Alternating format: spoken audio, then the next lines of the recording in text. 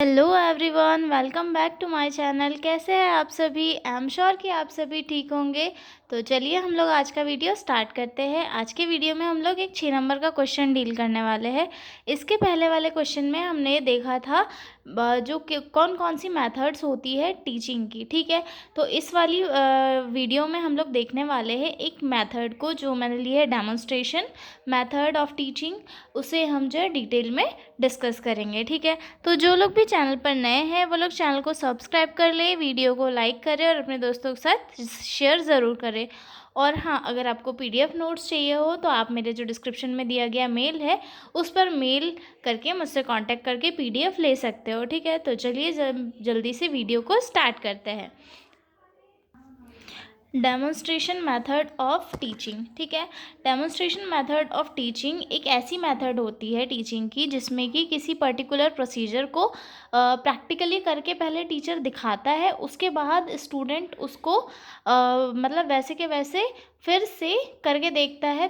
ये एक मतलब प्रैक्टिसिंग टाइप से होती है, जिसे टीचर दिखाता है फिर बाद में स्टूडेंट उसको वो जो है फिर से करके देखते हैं। ये एक रियल एक्सपीरियंस टाइप से होता है। इसमें जो है एकदम रियल प्रोसीजर बच्चे देखते हैं, सीखते हैं और फिर उसे करते हैं, ताकि वो जब रियल पेशेंट आता है उनके पास तो रियल पेशेंट के ऊपर वो अच्छे से कर सके, ठीक है। इंट्रोडक्शन देखते हैं।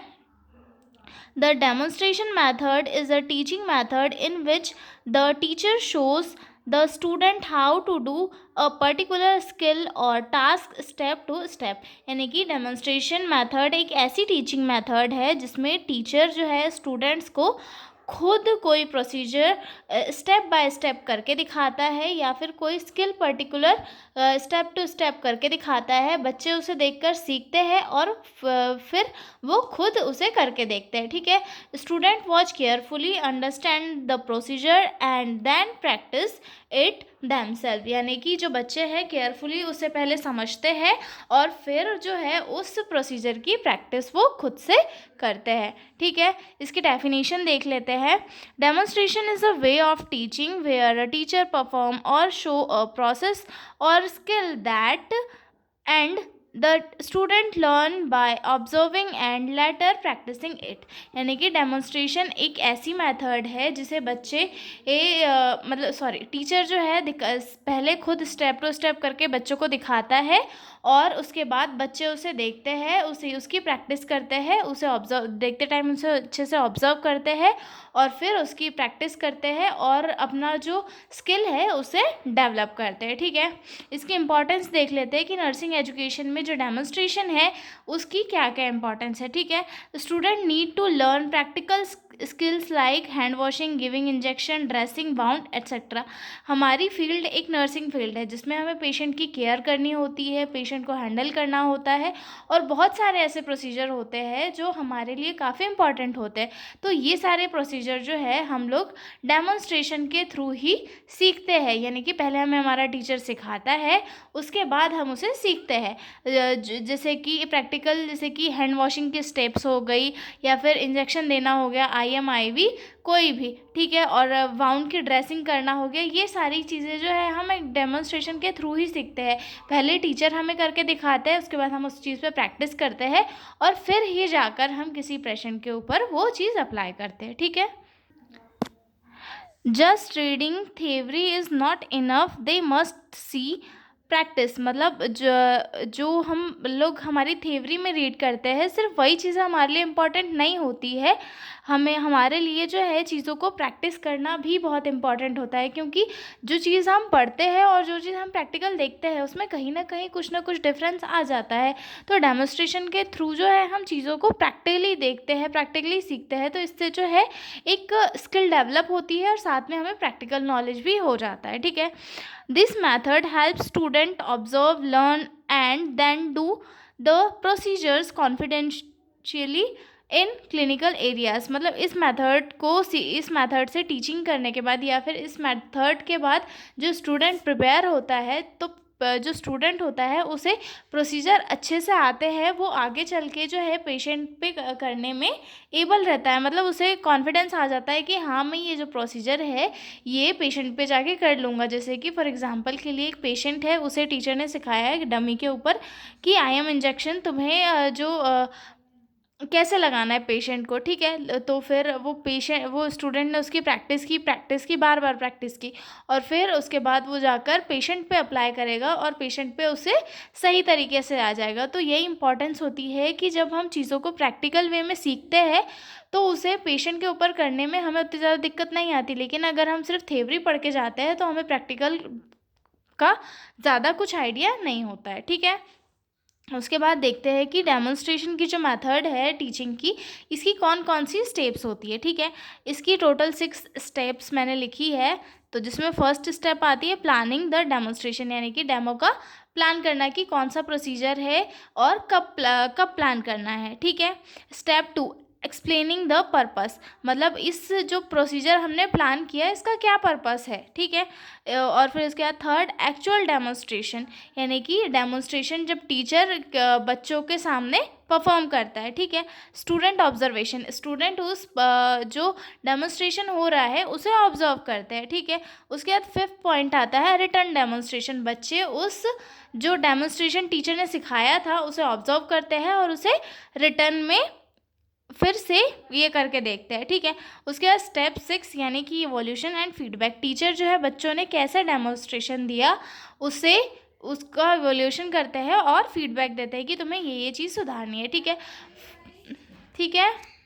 फॉर एग्ज़ाम्पल के लिए हमें IM इंजेक्शन वाला जो प्रोसीजर है वो परफॉर्म करना है, यानी कि या फिर डेमोन्स्ट्रेट करना है, तो टीचर उसके लिए प्लान करेगा कि ये प्रोसीजर हमें किस लेक्चर में और किस डेट पे करना है, ठीक है। फिर उसके लिए जो टीचर है उस प्रोसीजर का सारा एक्सप्लेन करेगा कि ये प्रोसीजर या फिर ये डेमोन्स्ट्रेशन हम लोग क्यों कर रहे हैं, इसका क्या पर्पस है, ये चीज़ क्या है, ये सारी चीज़ें एक्सप्लेन करेगा, ठीक है। उसके बाद एक्चुअल डेमोन्स्ट्रेशन जो है टीचर बच्चों के सामने परफॉर्म करेगा, ठीक है। स्टूडेंट उसे ऑब्जर्व करेंगे कि कैसे कैसे IM इंजेक्शन लगाया जाता है, फिर बच्चे रिटर्न में फिर डेमोन्स्ट्रेशन करके दिखाएंगे कि कैसे कैसे टीचर ने बताया था और हमने ऑब्जर्व किया और हम ये कर रहे हैं, ठीक है। उसके बाद टीचर उन बच्चों के जो डेमोन्स्ट्रेशन उन्होंने किया था उसे एनालाइज करेगा, एवोल्यूएट करेगा और फिर फीडबैक देगा कि तुमने ये स्टेप मिस कर दी थी, तुम्हें यहाँ पर वर्क करना है, ओके। उसके बाद अगला जो हमारा टॉपिक है वो आएगा एडवांटेज ऑफ डेमोन्स्ट्रेशन मेथड, यानी कि जो डेमोन्स्ट्रेशन मेथड है इसके क्या क्या एडवांटेज होते हैं, ठीक है। Easy to understand because student can see the procedure, ये काफ़ी इजी होता है समझने में लिए, क्योंकि जो स्टूडेंट्स होते हैं वो खुद ही इसे देखते हैं और समझते हैं, ठीक है। हेल्पफुल फॉर विजुअल लर्नर्स, ये काफ़ी हेल्पफुल होती है विजुअल लर्नर्स के लिए, ठीक है। Reduce mistakes during clinical practice, मतलब अगर डेमोन्स्ट्रेशन अच्छे से हुआ है और प्रैक्टिस उसकी अच्छे से हुई है तो क्लिनिकल प्रोसीजर्स के टाइम पे मिस्टेक होने के चांसेस काफ़ी कम होते हैं, ठीक है। Builds confidence and skill in student, मतलब जो डेमोन्स्ट्रेशन की मेथड होती है इससे जो स्किल और कॉन्फिडेंस का डेवलपमेंट होता है, क्योंकि बच्चों ने पहले ही डमी के ऊपर ये जो प्रोसीजर है इसे परफॉर्म करके देख लिया था, तो उन्हें जो इतना डर नहीं होता कि हम ये प्रोसीजर अगर पेशेंट पे करेंगे तो हम ये कैसा करेंगे, सही करेंगे गलत करेंगे, ये सारी चीज़ें नहीं आती है, ठीक है। Teachers can correct student in real time, यानी कि जब बच्चे उसे रीपरफॉर्म करते हैं तो टीचर्स उन्हें करेक्ट कर देते हैं कि तुमने यहाँ पे गलती की थी, अब तुम यहाँ पे गलती मत करना, तुम अगली बार से याद रखना, तो बच्चे भी उन्हें याद रखते हैं और उनकी जो मिस्टेक्स होती है वो कवर अप हो जाती है, ठीक है। उसके बाद जो अगला पॉइंट आता है वो आता है डिसएडवांटेज ऑफ डेमोन्स्ट्रेशन मेथड। अब एडवांटेज है तो डिसएडवांटेज भी होंगे ही होंगे, तो डिसएडवांटेज हम लोग देख लेते हैं। नीड टाइम एंड प्रिपरेशन, अब डेमोन्स्ट्रेशन परफॉर्म करना है तो उसके लिए टाइम और प्रिपरेशन लगेगा, आर्टिकल्स कलेक्ट करने होंगे, लैब फ्री है या नहीं है, बच्चों का लेक्चर फ्री है या नहीं है, ये सारी चीज़ें जो है उसमें इंपॉर्टेंट होती है। तो इसके लिए जो टाइम काफ़ी कंज्यूम होता है, ठीक है। May not be possible with very large class, मतलब ये पूरी एक बड़ी सी क्लास के साथ पॉसिबल नहीं हो पाता है, क्योंकि बहुत सारे हॉस्पिटल्स या फिर कॉलेज में क्या होता है, लैब छोटी होती है, तो वहाँ पे सारे बच्चे एक साथ नहीं आ पाते हैं, तो चीज़ें क्या होता है वहाँ पे एकदम कंजेस्टेड हो जाती है और सारे बच्चों को जो प्रोसीजर प्रॉपरली दिख नहीं पाता है, ठीक है।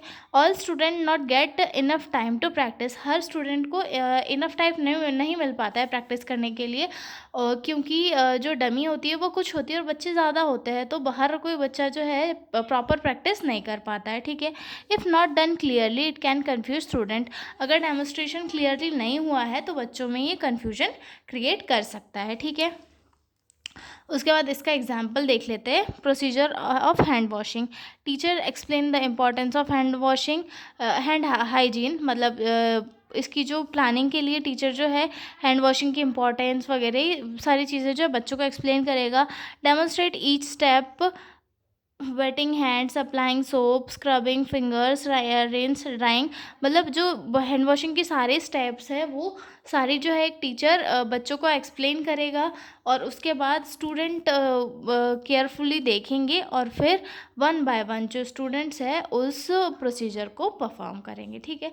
तो ये हो गई हमारी डेमोन्स्ट्रेशन वाले टॉपिक पे एक टीचिंग मेथड का फुल वीडियो। इस क्वेश्चन में ये पूछा गया था कि किसी एक टीचिंग मेथड को डिटेल में डिस्कस करो, तो हमने 6 नंबर में ये मेथड को डिस्कस कर ली थी, ठीक है।